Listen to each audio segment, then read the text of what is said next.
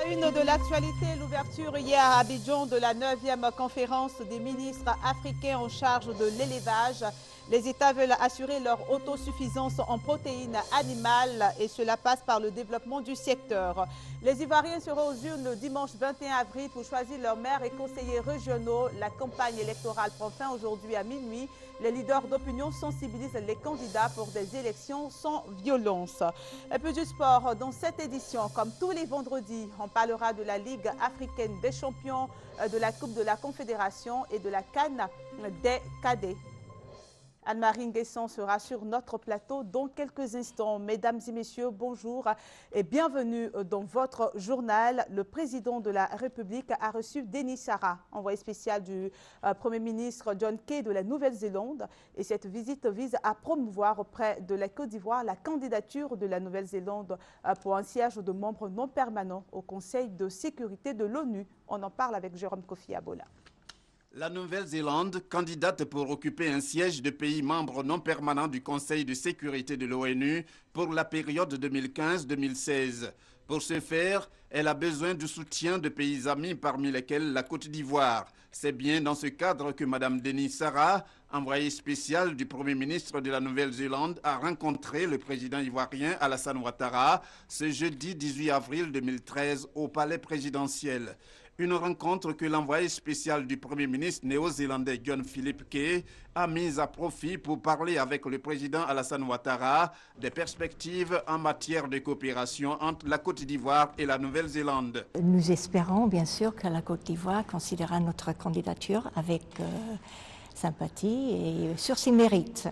Alors on a parlé un peu de la position de Nouvelle-Zélande aux Nations Unies et notre réputation comme un pays sérieux, ouvert. Et l'autre message de mon gouvernement, nous voulons approfondir nos relations, parler des possibilités d'agir en commun. Il y a plusieurs domaines où nous avons des intérêts en commun et nous aimerions trouver des possibilités de renforcer une coopération dans les domaines concrets, pratiques. On a parlé de plusieurs possibilités. Et nous allons voir comment on peut développer ces possibilités de coopération avec la Côte d'Ivoire. Et puis, Mme Denis Sarah a par ailleurs indiqué que, outre la Côte d'Ivoire, la Nouvelle-Zélande entend développer des relations avec plusieurs autres pays sur le continent africain. La première dame de Côte d'Ivoire, Dominique Ouattara, a désormais un site web qui va lui permettre de présenter ses nombreuses activités et de faire passer son message et sa vision. Ce site, 3xdominiqueouattara.ci, a été présenté hier au cabinet de la première dame à Cocody. On y va avec Viviane Haïm. Posez sur le net le www.dominiqueouattara.ci et bienvenue sur le site officiel de la première dame de Côte d'Ivoire, Madame Dominique Ouattara. Tous ceux qui parcourront ce site internet pourront s'informer à loisir sur la biographie, le parcours, la vision et l'action depuis plus d'une dizaine d'années dans le domaine de l'humanitaire de Madame Dominique Ouattara et la mission qu'elle s'assigne en tant que première dame de Côte d'Ivoire. Sur ce site, on trouve une rubrique consacrée à ses activités officielles, illustrée par des images et des commentaires. Il y a aussi un dossier sur toutes ses activités dans le cadre de la lutte contre le travail des enfants, dont elle est la présidente du Comité national de surveillance. Il existe également un module consacré au fonds d'appui aux femmes de Côte d'Ivoire, le microcrédit qu'elle a initié depuis janvier 2013. Ce site officiel regroupe aussi le site de la fondation Children of Africa qu'elle a créé il y a une dizaine d'années et qui œuvre dans le domaine de l'humanitaire. On trouve également tous les messages et discours de la première dame regroupés au sein d'un module.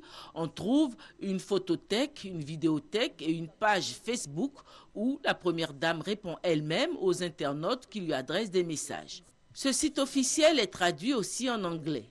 C'est une équipe de communicateurs jeunes et dynamiques appartenant au cabinet de la première dame qui anime ce site officiel dont le lancement a eu lieu ce jeudi après-midi dans les bureaux de la première dame représentée pour la circonstance par sa directrice de cabinet, Madame Yao Patricia Sylvie, qui a expliqué à l'assistance composée de communicateurs Responsable de structures d'encadrement de la presse, directeur de médias publics, patron de presse, journaliste, les motivations qui ont poussé à la création de ce site officiel. Pourquoi un site de la première dame de la Côte d'Ivoire, diront certains? Comme vous le savez, Mme Dominique Ouattara accorde un intérêt capital à la presse et à la communication en général. Ce site permettra, à n'en point douter, de présenter les engagements de la première dame de Côte d'Ivoire. Vous savez qu'elle est engagée sur plusieurs fronts, en matière de social, en matière d'éducation, en matière de santé. Elle a également des engagements en matière de lutte contre le travail des enfants. Elle s'est également engagée à construire un hôpital spécialement dédié à la mère et à l'enfant à Bingerville. Cet hôpital verra le jour dans quelques mois. Elle a également mis sur pied un fonds d'appui aux femmes de Côte d'Ivoire, les femmes démunies, bien entendu. Donc tous ces engagements et toutes les actions qui vont avec doivent être présentées au monde entier pour que nous puissions disposer d'informations fiables et crédibles. L'assistance qui a suivi avec un grand intérêt la présentation de ce site n'a pas manqué d'exprimer sa satisfaction à plus d'un titre. C'est une initiative vraiment très originale et très belle. Le site lui-même est de très bonne qualité. Il se particulirise par sa simplicité. Les couleurs sont harmonisées et puis bon, beaucoup d'informations y figurent.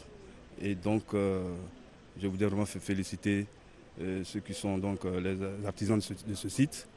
Et je pense que ça va aider aussi beaucoup la presse à connaître vraiment les activités de la première dame du pays.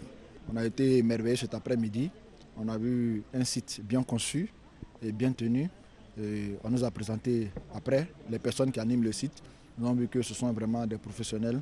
Et ça se ressent dans le travail qu'on nous a présenté. Quand il n'y a rien à dire, c'est possible aujourd'hui d'avoir toutes les informations sur la première dame, rien qu'en cliquant. Je pense que c'est important. Il fallait ça. C'est un outil qui manquait. Et vous savez que la première dame est très soucieuse de son image. Je ne vous apprends rien. Lorsque, au cours des cérémonies, les journalistes publient des photos qui ne sont pas belles, la première dame les interpelle, vous le savez très bien. Et donc, si elle-même, elle met à travers son site internet des images à la disposition du grand public, je pense que nous, les professionnels des médias, ça ne peut que nous faire plaisir, ça ne peut que faciliter notre travail. Et avant de continuer en images, sachez qu'à l'occasion de la commémoration de la fête nationale du Kenya, le président de la République, Alassane Ouattara, adresse ses félicitations au président du Kenya, Ernest Bai Koroma. C'est peut-être pour bientôt la décrispation dans le secteur éducation-formation. Le gouvernement a décaissé plus d'1,7 milliard de francs CFA pour régler les primes de correction des examens du BEPC et du BAC, section 2012. Enseignement général et enseignement technique confondus.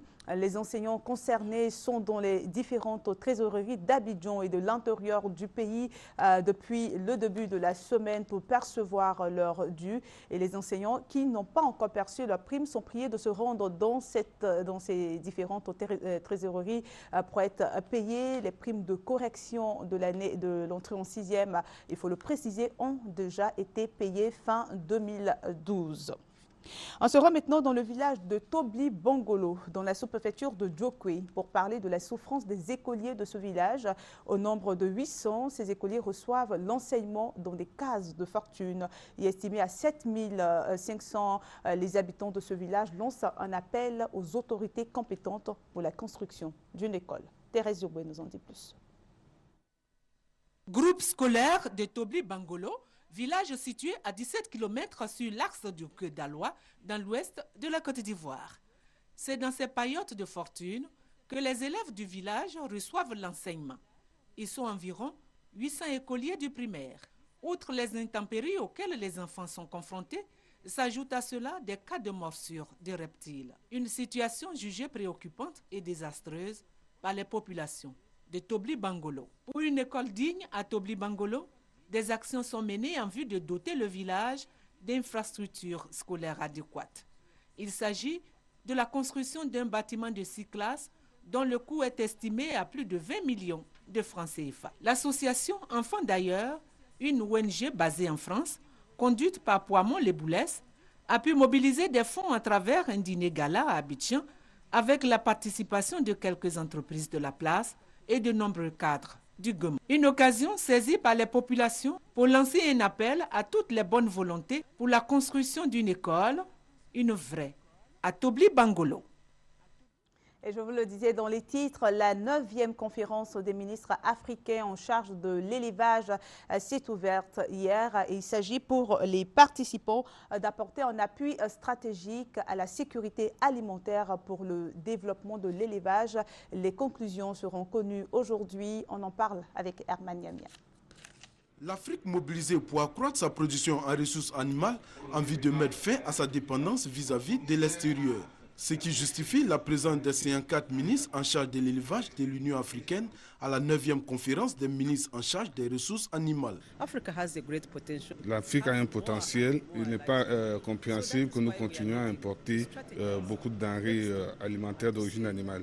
Donc pendant cette conférence, nous devrons discuter, les ministres devraient discuter des stratégies à venir afin d'augmenter la contribution de l'élevage à la sécurité alimentaire. L'élevage en Afrique subsaharienne contribue à hauteur de 30% au produit intérieur brut de l'agriculture et à environ 10% du PIB des pays dans son ensemble. Il occupe également 250 millions de populations qualifiées de pauvres. Malgré cette position dans l'économie, ce secteur est quelque peu négligé par les décideurs politiques. Sur les 54 pays qui se sont engagés à consacrer 10% de leur budget à ce secteur aux assises de Maputo en 2003, seulement 8 ont tenu leurs promesses. En Côte d'Ivoire, selon le ministre d'État, ministre de l'Intérieur et de la Sécurité, représentant le président Alassane Ouattara, le gouvernement a inscrit l'élevage dans ses priorités. J'ai décidé de consacrer au moins 10% du budget national par an à l'agriculture et 30% de cette allocation agricole à l'élevage pour leur permettre de jouer le rôle de catalyseur du développement à travers le secteur privé. Maladies animales, faible allocation budgétaire, mais aussi et surtout mauvais fonctionnement des institutions en charge de l'élevage sont les contraintes qui empêchent le développement du secteur. Un contrat a donc été signé entre la Commission de l'Union africaine et l'Union européenne pour soutenir le développement de l'élevage en Afrique. 2000 armes et 3500 munitions ont été détruites hier à la place Figayo, dans les communes de Yopougon, dans le cadre de l'opération Bûcher public des armes. La Commission nationale de la lutte contre la prolifération et la circulation des armes légères et petits calibres qui pilote l'opération vise la disparition totale de ces engins. On en parle avec Hamza Diaby. 2000 armes, 350 000 munitions et 2000 explosifs détruits à la découpe et par incinération. C'est l'opération Bûcher public des armes. On crie la paix, qu'on la chante, mais si dans les faits, nous continuons de laisser les armes circuler aussi librement, sans que nous-mêmes, nous ne prenions sur nous de sensibiliser nos jeunes, nos enfants, nos parents, pas dans une logique de dénonciation, mais dans une logique de participation à l'effort de rétablissement de la paix. Chacun doit mettre du sien pour que ces armes soient remises massivement à la communauté et détruites. Le dépôt est volontaire, la collecte est réalisée par la sensibilisation. Ce n'est pas avec la force. Nous sensibilisons les Ivoiriens pour que ceux qui possèdent des armes de manière illégale viennent les déposer. Ce qui nous a permis d'avoir à peu près en une année 2500 armes et un peu plus de 350 000 munitions. Détenir une arme sans autorisation est illégal, mais aussi dangereux pour soi, sa famille et sa communauté. C'est un appel de la Commission nationale de lutte contre la prolifération et la circulation illicite des armes légères et de petit calibre, d'où l'élaboration du plan national d'action 2012-2014 qui dérive des priorités du gouvernement. Objectif, empêcher l'entrée des armes dans le marché et leur flux dans les régions de conflits potentiels. Le dimanche 21 avril auront lieu les élections couplées municipales et régionales. Les candidats des régions du Béké et du Hombol s'engagent à faire en sorte que tout se passe sans violence. Ils ont signé un code de bonne conduite au cours d'une cérémonie organisée par la plateforme de la société civile pour la paix et la démocratie. Le reportage de Ouattara Djeneba dans un commentaire de Kwadjokwane. En vue de permettre aux futurs élus de respecter leurs engagements, la plateforme de la société civile pour la paix et la démocratie, PSCPD, a initié une cérémonie d'engagement et de signature d'un mémorandum. C'est un contrat sociopolitique avec les candidats aux élections municipales de Bouaké et régionales de la région de Gbeke. Le mémorandum, qui s'inscrit dans le cadre du contrôle citoyen, gage de la bonne gouvernance et de la démocratie, a pour objectif de faire des propositions pour rendre effective la participation des populations à la bonne gouvernance. Nous avons constaté dans le passé que la collectivité locale et puis le département est géré par nos élus à des fins personnelles. Aujourd'hui, il n'est pas question de gérer la population sans que cette population ne soit informée de la gestion quotidienne de la collectivité ou du département. Après lecture du mémorandum et du code de bonne conduite, les candidats et représentants de candidats se sont engagés à signer ces documents. Cependant, le représentant du candidat du RDR pour les municipales a préféré parapher seulement le document du code de bonne conduite car il juge que son candidat a déjà un programme bien élaboré. La cérémonie a été l'occasion pour le sous-préfet Guyan Delorgne, représentant le préfet de région de Gbeke, de saluer et remercier les initiateurs ainsi que les signataires des 10 documents. Aussi a-t-il prodigué de sages conseils aux candidats et à l'assistance, les appelant surtout à plus de responsabilités. Et pour des élections sans violence, les leaders d'opinion sensibilisent les candidats. On sera à Bouaké pour en parler. Des élections sans heurts ni violence pour éviter les événements malheureux et tragiques de la crise post-électorale de 2010. Telle est la vision de l'ONG Search for Common Ground en initiant un forum public. Ce forum a vu la participation des chefs de communauté, des responsables de la société civile, des ONG et des présidents de jeunesse et de femmes. Ceux-ci avaient pour mission de faire des propositions concrètes pour éviter tout affrontement lié aux campagnes et aux élections. Chacune des structures fasse la sensibilisation pour expliquer aux gens que ça ne sert à rien d'aller à la violence. Parce qu'avec tout ce qu'on a vu comme problème, et on ne voudrait plus revenir là-dessus. Le conseil que nous donnons à nos frères, c'est d'éviter les provocations. Le jour de vote même, il faut éviter que les petits groupes viennent se poster aux environs des lieux de vote pour essayer de donner des directives. Au cours de ces assises, le processus électoral a été largement expliqué aux participants. Des échanges ont permis à ces leaders de partager leurs expériences. Search for Common Ground est une organisation internationale qui a pour mission de transformer les conflits de manière positive en écartant l'approche de confrontation et en privilégiant la recherche de solutions basées sur la collaboration. Et c'est aujourd'hui à minuit que prend fin la campagne électorale à Bouaké. Vous allez le voir, les motos prennent une part active dans la campagne. Les conducteurs de motos participent à ces campagnes non seulement pour se faire de l'argent, mais surtout pour convaincre les futurs maires de maintenir leurs activités. Le reportage de Soro Corona dans un commentaire de Charles Tatou. Le malheur des uns fait le bonheur des autres. Autrefois décriés à tort ou à raison pour leur mauvaise conduite et autres comportements, les taxis-motos comptent pour cette période électorale à Bouaké. Ils sont convoités par les différents états-majors pour des campagnes des élections municipales et régionales. Les conducteurs de ces motos n'ont qu'un seul souhait. Les candidats règlent le problème de la route et puis ils nous laissent circuler librement. Chaque candidat promet apporter un mieux-être à ces jeunes et surtout organiser le secteur afin de le rendre plus viable. Il constitue les têtes et les queues des cortèges, ponctués par des parades spectaculaires à travers la ville. Les promesses des candidats ne sont pas les seules motivations de la participation des propriétaires des engins à 2 roues à cette campagne. On nous donne carburant, après souvent on peut nous donner 5 000 ou 4 000, ça dépend de la journée aussi. C'est notre choix quoi. Sinon on peut faire notre travail sans faire campagne, on va gagner nos jetons. En tout cas, chacun va à ses campagnes électorales pour ses propres intérêts. Pour les mototaxis, ces consultations électorales constituent un moyen pour se faire des bénéfices. Le corps préfectoral de Sassandra souhaite des élections apaisées en vue de relancer le développement de la région qui connaît des difficultés. Tous les candidats de la région ont été reçus par le préfet Boni Kofi Ernest qui les a invités à la retenue. On en parle avec Lassina Ouattara. Depuis 2001, Sassandra n'a pas de conseil général à cause des violences qui ont émaillé les élections d'alors, conduisant ainsi à l'annulation pure et simple du scrutin. Le chef-lieu de la région du Boclé accuse ainsi un retard sur les autres départements. Pour le préfet, les élections locales 2013 constituent une occasion d'amorcer le développement, d'où la nécessité d'élections apaisées. Comme le préfet, les populations souhaitent aussi le fair play de la part des candidats. L'élection qui vient, celui qui a gagné, il a gagné, celui qui a perdu, il a perdu. On ne veut pas de parler. Je les supplie que les élections se passent de façon saine. Cette ville balnéaire, avec son potentiel agricole et touristique, a besoin de développement et voit le bien-être des populations avec la réhabilitation des infrastructures socio-économiques.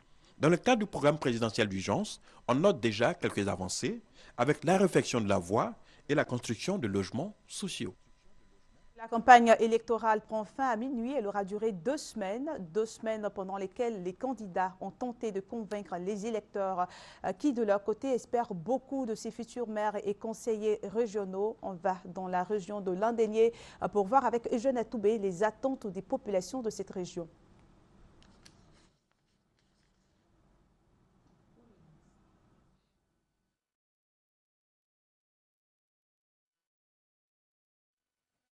Soucis techniques, comme tous les vendredis, on s'intéresse à l'actualité sportive. Anne-Marie Nguesson est avec nous. Bonjour Anne-Marie. Bonjour Evelyne, bonjour à tous. Bienvenue sur notre plateau. Merci. Et on commence avec la Ligue des Champions. Exactement, le CW Sport de San Pedro qui a éliminé Al Hilal du Soudan s'est qualifié pour les 8e de finale de cette Ligue des Champions. Et c'est justement dans ce cadre que le club ivoirien se trouve actuellement au Maroc pour affronter le FUS de Rabat ce dimanche 21 avril. Plus de détails sur cette rencontre avec Ange Alain Assoukou. Il y a bien longtemps qu'une équipe ivoirienne s'est qualifiée pour la phase de poule de la Ligue des champions d'Afrique. Il faut remonter à 2008 pour voir les traces d'un club ivoirien à ce niveau de la compétition. C'était l'ASEC Mimosa. En se qualifiant pour les 8e de finale de la Ligue des champions, le CW Sport de San Pedro est aux portes de la phase de poule. Les hommes du président Eugène-Marie Diomandé sont ainsi en passe de corriger cette grosse lacune du football ivoirien. Le COE est à 2 pas de la phase de poule de la Ligue des Champions après la qualification héroïque obtenue face à Al Hilal du Soudan. Battu 3-1 à Khartoum, San Pedro a profité de sa large victoire à l'aller 4-1 à Abidjan. Se dresse alors sur le chemin du champion de Côte d'Ivoire, le FUS de Rabat du Maroc. L'entraîneur Gervais Rigaud a effectué le déplacement avec 18 joueurs qui devront faire preuve de rigueur et de combativité pour ramener un bon résultat du Maroc. Les dernières performances du COE incitent à la confiance dans ce groupe qui ne sera privé que de Rostan Kako, le buteur de Khartoum, qui est suspendu pour cette manche allée. En dehors de l'élimination en Coupe nationale par l'ASEC Mimosa, San Pedro affiche 5 dernières journées du championnat avec 1 match nul et 4 victoires lors des 4 derniers matchs. Le COE est du reste, très logiquement, solide leader de la Ligue 1. Mais la partie ne sera pas facile au stade Mohamed V de Rabat, car à domicile, les équipes de l'Afrique du Nord sont difficiles à manœuvrer, redoutables même. Anne-Marie, on va s'intéresser à une autre qualification, celle de l'ASEC Mimosa, tout à fait. L'ASEC Mimosa, L'ASEC Mimosa qui s'est qualifiée pour sa part au détriment du RC de Kadiogo de Burkina Faso pour le 8e de finale de la Coupe de la Confédération. Et pour la manche allée de ces 8e de finale, le club jaune et noir reçoit ce week-end, demain samedi 20 avril, au stade Robert Champrou de Marcory, le club dénommé Lydia Académique du Burundi. Ange Assoukou encore pour nous parler de cette rencontre. Pour l'ASEC Mimosa, la phase de poule de la Coupe de la Confédération n'est pas au bout des 8e de finale face à Lydia Académique du Burundi. Il restera encore la dernière phase, dite phase de recadrage, avec les équipes n'ayant pu se qualifier pour la phase de poule de la Ligue des Champions. Mais avant, il faut passer par le cap de l'équipe burundaise qui jouera le match retour à domicile. Après un début de saison difficile, les jaunes et noirs sont dorénavant dans une bonne dynamique. Les Mimos ont 3 victoires lors des 3 dernières journées du championnat national. Ils sont sur le podium. Dans la foulée de ces bons résultats, la SEC Mimosa a éliminé le champion de Côte d'Ivoire en titre, le COE Sport de San Pedro, en 16e de finale de la Coupe nationale. Sans oublier la qualification pour ces 8e de finale acquise devant le Racing Club du Kadiogo du Burkina Faso avec une victoire 2-1 à l'aller à l'extérieur et un match nul 1-1 à Abidjan. Contrairement au tour précédent, le capitaine Hugues Évrard Zagbayou et ses compères Marc Sekieré et autres Stevens Fobakofi recevront à l'aller. Les Burundais, toujours très motivés lorsqu'il s'agit de jouer des équipes ivoiriennes, joueront à fond pour ne pas nourrir de regrets. Les poulains de Siaka Traoré ont pourtant démontré à Ouagadougou qu'ils savent voyager. Mais cette fois, il faudra faire le plein à l'aller avant le saut dans l'inconnu au Burundi lors de la manche retour contre Lydia Académique. Cette information, avant de poursuivre, toutes les compétitions de la Fédération ivoirienne de football sont suspendues ce week-end en raison des élections régionales et municipales de ce dimanche 21 avril. Parlons maintenant de la CAN des cadets qui se disputent actuellement au Maroc. Et dans le groupe B avec la Côte d'Ivoire qui, après un nul 1-1, face au Congo à la première journée, a réalisé un exploit en battant le Nigeria 1-0. Les Ivoiriens prennent donc la tête du groupe B avec 4 points et le Nigeria qui a battu le Ghana en premier match 6-1 se retrouve en deuxième position avec 4 points. Dans le groupe B, nous avons dans le groupe A plutôt, nous avons la Tunisie et le Maroc qui sont déjà qualifiés pour les demi-finales, après 2 victoires bien sûr, qui sont déjà qualifiés pour les demi-finales de cette CAN des cadets. Pour la 3e journée, la Côte d'Ivoire rencontre le Congo et devra gagner cette rencontre pour s'assurer une place en demi-finale de cette CAN des cadets. Nous allons terminer avec cette information de judo. 11 Ivoiriens participent au championnat d'Afrique de judo qui a débuté hier à Maputo au Mozambique. Et la bonne nouvelle, c'est que les éléphants judokas sont bien rentrés dans cette compétition avec une médaille de bronze remportée par Kone Romeo chez les moins de 90 kilos. Voilà, Evelyne, c'est tout pour les informations sportives. Merci Anne-Marie, merci d'être venue sur notre plateau. On va faire un tour à l'étranger avant de refermer ce journal. La famille française de 7 personnes, dont 4 enfants enlevés en février dans le nord du Cameroun, respire depuis ce matin l'air de la liberté. Elle a été libérée par le groupe islamiste nigérian Boko Haram qui la détenait au Nigeria. Ils sont tous en bonne santé et ont rejoint Yaoundé, a précisé l'Élysée. Le président français François Hollande a remercié les autorités camerounaises et nigérianes et qui ont travaillé à cette issue heureuse. Et puis le suspect de l'attentat du marathon de Boston qui avait été arrêté par la police américaine est mort tôt ce matin à l'hôpital. La police continue de donner la chasse à un deuxième suspect de l'attentat dans lequel 3 personnes ont été tuées lundi et 180 blessés. Aucune précision n'a été fournie sur les circonstances du décès à l'hôpital du suspect après son arrestation. Voilà, et c'est ici que s'arrête ce journal. Ce fut un bonheur d'être en votre compagnie. Je vous souhaite en retour beaucoup de bonheur et d'amour. À bientôt.